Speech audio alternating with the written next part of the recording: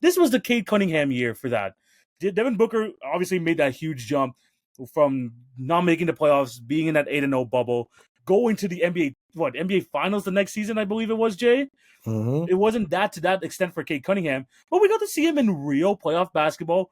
And although the efficiency did go down in the playoffs, he was still one of the, you could argue that at times he was still the best player on the court. He's improved his assist numbers, still a good rebounding point guard, and he's shown that he could be an offense onto himself and still involve the other guys around him. He's shown that he is a top point guard in this league, and he's basically confirmed to us what we've known for the last couple of years is he's going to be a top 5 point guard prospect, a top 5 point guard talent. Now we finally got to see it in a decent playoff run. He has a completely different level of positional size that adds to his frame, gives him a lot more versatility as a guy who can play on and off ball at the point guard position, but can also play as far as play the 3 for Detroit in certain situations, right?